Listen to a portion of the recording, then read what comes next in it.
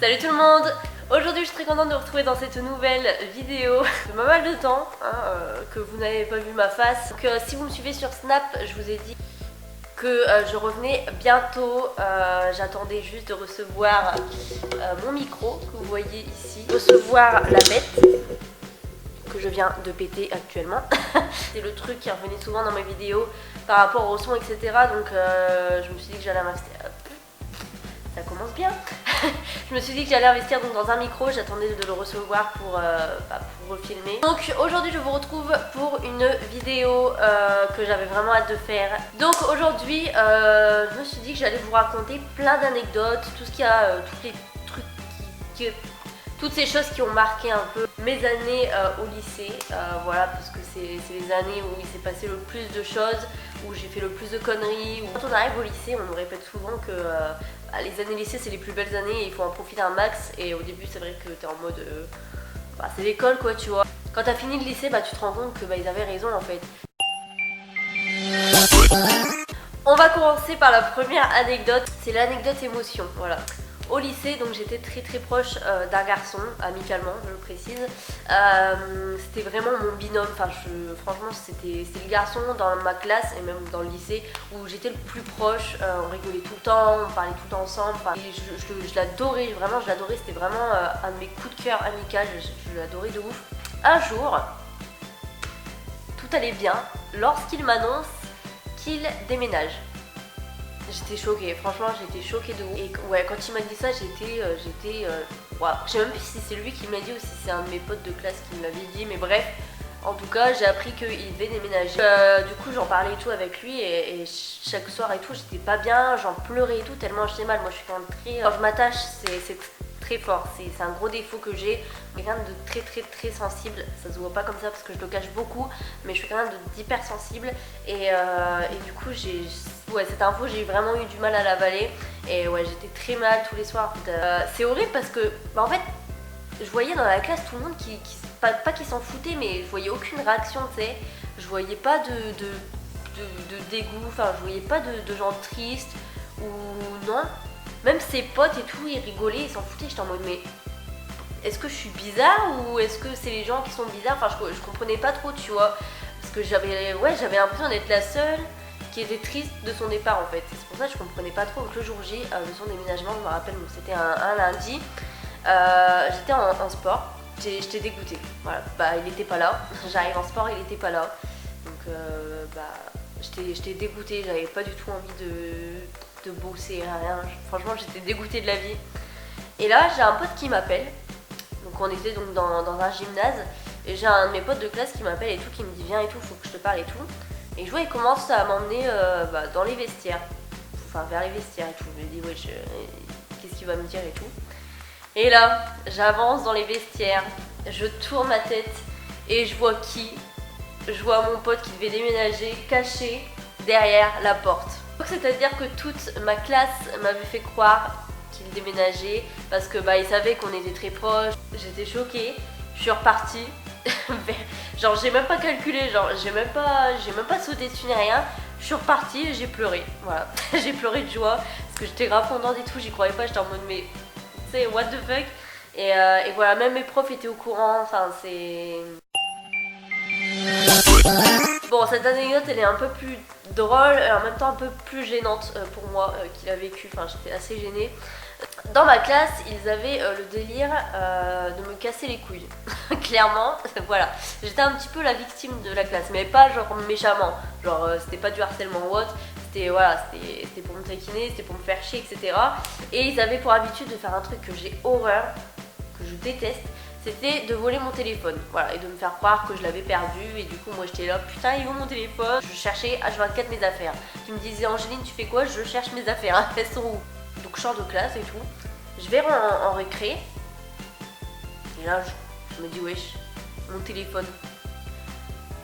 Donc là je me dis directement, je me pose pas 36 000 questions, je me dis ça c'est encore un guignol de cette classe qui me l'a volé. Que je vais en classe et tout, donc là je commence à aller voir les gars de ma classe, leur dire bon c'est bon, rendez-moi mon téléphone, c'est à en 5 minutes. Et en plus dans ces moments là j'ai deux phases, soit je rigole machin, soit je suis hyper vénère. Généralement Ça dure 5 minutes où je rigole machin et après ça commence à m'énerver. Parce que s'il y a bien un truc que je déteste, c'est qu'on vole mon téléphone. Tous les gars, tout le monde me dit bah non, on n'a pas ton téléphone. Soit ils se foutent de ma gueule, soit ils ont vraiment pas mon téléphone, mais alors là, il est où? Ma meilleure pote décide de le dire à ma prof principale. Et là, la gênance, moi je déteste faire ça, genre vraiment, j'ai horreur de ça. Et donc là, la prof commence à être vénère. Elle réunit toute la classe. Elle dit bon, celui qui a le téléphone d'Angéline, vous lui rendez ou vous le mettez sur la table machin, enfin bref, vous lui rendez. Et là tous les gars ils disent mais on l'a pas son téléphone, on l'a pas. Donc on était tous un peu vénères et tout. Moi de pas avoir mon téléphone et de me dire putain c'est peut-être un enculé qui l'a et qui veut pas se dénoncer. Alors les gars qui disaient mais elle nous casse les couilles avec son téléphone, on lui dit qu'on l'a pas, on l'a pas. Voilà, on continue le cours et tout. Et en AP on peut se déplacer machin, on va de classe en classe et tout. Donc on cherche un peu mon téléphone et tout avec ma meilleure pote, puis des potes et tout, on cherche un peu, on se dit mais putain mais merde il est où? Et là je me rappelle d'un truc, que deux gars de ma classe m'avaient pris par les pieds et par les bras et qui m'avaient mis dans la poubelle. Oui, quand je vous dis que j'étais une victime, j'étais une victime, si tu veux. Ouais, ils m'avaient mis dans la poubelle et moi j'avais souvent pour habitude de mettre mon téléphone dans la poche arrière de mon jean. Et là, je sais plus, je crois que c'est ma meilleure pote qui l'a retrouvé dans la poubelle.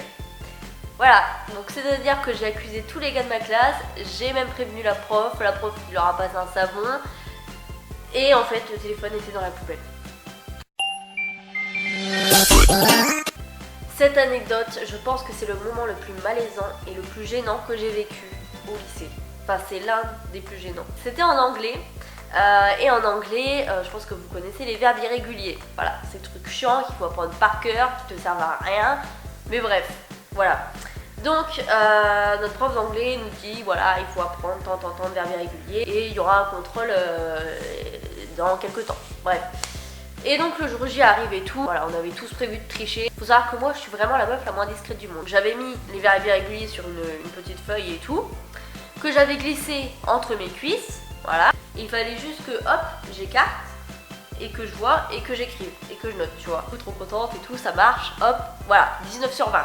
Boum, c'est dans la poche. Notre prof, elle nous répétait souvent, enfin elle se doutait qu'on trichait, elle nous répétait souvent, oui, vous pouvez tricher, mais il faut juste pas que je vous crame. Voilà. Pour la prochaine fois, elle nous dit, apprenez donc les autres verbes irréguliers qui vous restent. Au cours précédent où ça avait marché, j'étais tout derrière, j'étais au dernier rang. Et la prof était devant et après elle s'est mise derrière. Voilà, donc je me suis dit, avec ma meilleure pote, vu qu'elle s'est mise derrière, bah là on va se mettre au premier rang, comme ça, bah on pourra tricher encore plus, genre zen, puisqu'elle sera derrière, donc elle pourra pas nous cramer. Donc on se met au premier rang et tout, avec ma meilleure pote, machin, je refais ma technique, je mets ma petite feuille en dessous de mes cuisses, blablabla. Elle nous distribue les feuilles, et là, je vois qu'elle s'assoit au premier rang, juste à la table à côté de moi. Je me dis putain, est-ce qu'elle va dégager derrière ou est-ce qu'elle va rester ici? Elle est restée ici là. Mais moi, persévérante comme je suis, je me suis dit putain c'est mort. Je peux pas me taper un 0 parce que j'avais pas appris. Donc je me suis dit, vas-y quand même, il y a moyen qu'elle te crame pas. T'écartes un petit peu, tu sais tu mates, machin. Tu fais genre, tu cherches un petit peu. Ça peut passer. Donc c'est tout, je fais mon truc et tout, ça marche. Il n'y a pas la prof qui me dit quelque chose ou autre. Je me suis dit, yes, j'ai réussi. Je rappelle que la feuille était en dessous mes cuisses. Hein. Et là, la prof, elle dit, Angéline, va ramasser les feuilles. Oh hell no! Dans ma tête, c'était Hiroshima, c'était le bordel. Je me suis dit, si je me lève, il y a la feuille en dessous mes cuisses. Il y a la feuille de triche. Donc comment je fais? Quand faut y aller, tu vas pas faire non, je ramasse pas, il y a quoi? Elle m'a cramé. Et du coup elle m'a dit Angéline, tu peux me passer la feuille qu'il y avait en dessous tes fesses s'il te plaît? Elle m'a dit vous trichez mais c'est pas pour ça que je vous aime plus. J'étais en mode putain, tu m'aimes toujours? Ça me va. Donc moi j'étais en bac pro commerce si vous ne le saviez pas. Et donc dans notre lycée on fêtait donc les 25 ans du bac pro commerce. D'inviter tous les anciens élèves, de faire un beau truc et tout, de faire une tombola. On avait même fait un... Putain comment ça s'appelle? C'est une danse où tout le monde est réuni là. Putain je sais plus comment ça s'appelle. Bref, de faire une sorte de chorégraphie, une danse. Donc à ce temps-là, je faisais mes vidéos. Et tout le monde était au courant que je faisais des vidéos et tout, même mes profs, mon prof de sport et mes profs de vente, mais surtout mon prof de sport qui m'a vraiment beaucoup soutenu par rapport à ma chaîne YouTube, genre il me disait que c'était bien ce que je faisais, machin, et ouais franchement il m'a beaucoup soutenu et ça fait plaisir. Et donc pour l'occasion mon prof de sport m'avait proposé l'idée de faire une vidéo, vu que je faisais des vidéos sur YouTube et que j'étais assez à l'aise à la caméra, de faire une vidéo donc pour présenter les 25 ans du bac pro commerce, pour dire aux gens de venir, etc. Une sorte de vidéo promo, enfin bref vous m'avez compris. Donc du coup la vidéo je l'ai filmée chez moi. Je sais pas si je l'ai encore la vidéo, je pense pas que je l'ai encore. Et donc voilà, je revois la vidéo à mon prof et tout, il me dit nickel et tout. J'avais même rajouté un effet, tout 25 ans machin. Donc le jour J arrive et donc au foyer en fait il y a une télé en fait, un écran plat. Et il y avait ma vidéo qui tournait en boucle sur l'écran plat. Et c'était une fierté pour moi parce que c'est toujours gratifiant en fait d'être encouragé par des profs, etc.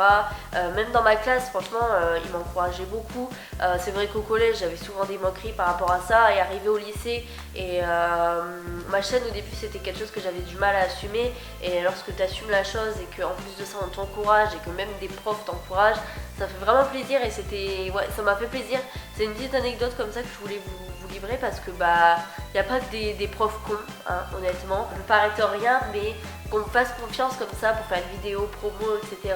par rapport au travail que je fournis dans mes vidéos, ça m'a fait plaisir et même si c'est 3 fois rien, pour moi ça m'a fait grave plaisir de faire ça et voilà. On continue maintenant avec une anecdote un peu plus marrante. Ma première sortie de cours, genre ma première exclusion de cours, carrément. Je me suis jamais pris d'heure de colle, à part une fois au collège. Je me suis jamais fait exclure ou autre, mais au lycée c'est un petit peu parti en couille par rapport à ça. Donc je vais vous expliquer ma première exclusion. On avait un prof en seconde, un prof de français que j'adorais, c'était mon prof préféré, enfin c'était le prof préféré de presque tout le monde. Il était adorable, vraiment adorable de ouf. Et avec ma meilleure pote, collègue de foutage de merde, on avait une phrase qu'on disait beaucoup, je sais plus d'où ça sort et pourquoi on disait ça, mais on le disait tout le temps. Ça, on disait joli petit cul, tu vois. On disait tout le temps cette phrase, bref. Et le truc c'est qu'avec ma meilleure pote, on se mettait toujours au premier rang. Bon, à chaque fois on se faisait séparer, mais bon, on persistait, hein. Toujours au premier rang, on rigole comme des oufs, mais toujours au premier rang. Et donc, vu qu'on répétait tout le temps cette phrase et tout, qu'on rigolait, bref, on foutait la merde, on se chamaillait et tout pendant les cours, bref, c'était gros bordel. Le prof, on a eu marre et il m'a viré de cours. Et j'étais en mode, mais non monsieur, c'est pas possible, c'est la première fois que je me fais virer de cours. Non, s'il vous plaît, j'arrête et tout. Vous voyez, franchement, j'ai essayé de le prendre en pitié, de lui dire, s'il vous plaît, me virez pas, c'est la première fois, c'est mort. Mais il a rien voulu entendre, voilà. Donc il m'a viré de cours, j'étais dégoûtée. Et pour ceux qui se sont jamais fait exclure de cours, genre vraiment exclure, pas juste à la porte, non, vraiment exclure, bon, c'est pas... ça va. Et cette anecdote, mais juste, je voudrais la revivre comme je voudrais pas la revivre. Parce que c'était tellement drôle sur le moment, mais après, voilà quoi. Donc on est parti en Italie, donc voilà, nos profs nous avaient organisé un voyage en Italie, etc.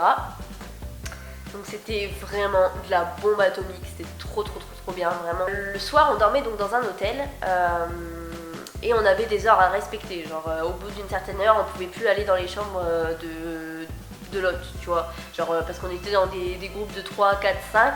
Et des fois on se rejoignait dans une chambre, genre il y a des groupes qui se rejoignaient dans une chambre, etc. Et au bout d'une certaine heure, genre on avait des heures pour tout le monde regagne ses chambres, voilà, vous m'avez compris. Sauf que nous, on était en Italie, on voulait profiter, on n'était pas du genre à dormir à 21h, donc on avait envie d'être tous ensemble, et voilà, tu vois, de se rejoindre dans les chambres, de machin, de trucs, de rigoler, tout ça. Je suis dans ma chambre et tout, et j'ai une pote d'une autre chambre qui vient de notre chambre et tout. Et moi je m'étais lavée et tout, j'étais en pyjama et tout, pyjama panda, yes. Au niveau sexy, attitude, je pense que j'aurais pécho personne en Italie. Elle vient dans notre chambre et tout, j'ai ma mère pote qui va se laver, machin. Et elle me dit, moi je vais dans la chambre des garçons et tout, si tu veux venir. Donc je dis, vas-y go, vas-y j'y vais, je viens. Donc on va dans la chambre des gars de notre classe. Rien de chelou, hein, je vous rassure, hein, c'était juste tranquille. Non, parce que j'en vois déjà venir. Ah, vous allez dans les chambres des gars? Tranquille, on rigole, on se fait un Uno, tout ça. Franchement, grave cool. Sauf que, comme je vous le rappelle, l'heure était dépassée. C'est-à-dire que tout le monde devait être dans leur chambre. Voilà. Il y avait des gars donc, dans cette chambre qui ne faisaient pas partie de cette chambre. Donc ils devaient normalement être dans leur chambre, tu vois. Donc on n'était pas les deux seuls connes à être dans la chambre de quelqu'un d'autre. Là j'ai un pote et tout qui regarde à la porte s'il n'y a pas une prof. Et là on entend la voix d'une prof. J'ai notre pote de la chambre qui regarde et tout. Et qui dit putain, il y a la prof qui arrive. Donc c'est quoi? Donc avec ma pote on fait quoi? On court vers le balcon pour se planquer au balcon. J'ai deux potes. J'ai deux potes qui trouvent la fabuleuse idée de se cacher dans l'armoire. Donc nous on était cachés sur le balcon et tout. Donc là j'ai notre pote qui vient nous chercher, qui vient nous dire ouais c'est bon et tout, elle est partie. Et là on voit quoi, nos deux potes sortir de l'armoire. C'était mais c'est iconique, genre vraiment. Donc on continue un petit peu, tu vois, on reste 5-10 minutes machin. Et là on se dit bon, on va peut-être sortir. Et là, on est avec ma pote, on ouvre la porte et on tombe nez à nez avec deux de nos profs. Je vous épargne le savon que l'on s'est pris, on s'est fait déglinguer, même le lendemain on s'est pris un savon et tout, genre franchement la prof elle était vénère et tout contre nous. Vraiment je vous raconte toutes ces anecdotes mais ne me prenez jamais en exemple parce que je ne suis pas un exemple à prendre. Donc je vous raconte plein d'anecdotes du lycée machin, mais ce qu'il faut savoir c'est que le lycée, ben j'y ai pas mis beaucoup les pieds à vrai dire. J'ai eu mon bac et mon BEP, va savoir comment. Mais j'y mettais absolument presque jamais les pieds. Donc avec ma meilleure pote, on séchait tout le temps. Vraiment, on séchait énormément. J'étais en stage dans une entreprise. Donc il y a un mec qui rentre et tout dans la boutique. Il avait acheté en fait une sorte de nounours. Ouais, c'était ça, un nounours. Et en fait on avait reçu en fait plein de magnifiques ours en peluche de ouf et tout dans un bac. Et en fait ce gars-là demandait un échange en fait. Un échange d'ours en peluche où il voulait se faire rembourser, enfin bref. Et c'était pas possible s'il avait pas le ticket de caisse. Et donc la caissière lui disait si vous avez pas le ticket de caisse malheureusement c'est pas possible. Donc le gars là il commence à s'énerver et tout. Il avance vers la caisse où il y avait tous les ours en peluche qu'il voulait là. Il prend l'ours en peluche, il essaie quand même encore de forcer avec la caissière et tout, ma responsable. C'est pas le mec, il prend l'ours en peluche, il se barre en courant de la boutique. Alors là, j'ai une des vendeuses et tout qui essaie de le rattraper et tout, qui lui dit non monsieur machin. Et le mec se barre en courant. Franchement, j'ai vécu plein d'anecdotes en vrai en stage. J'en ai tellement.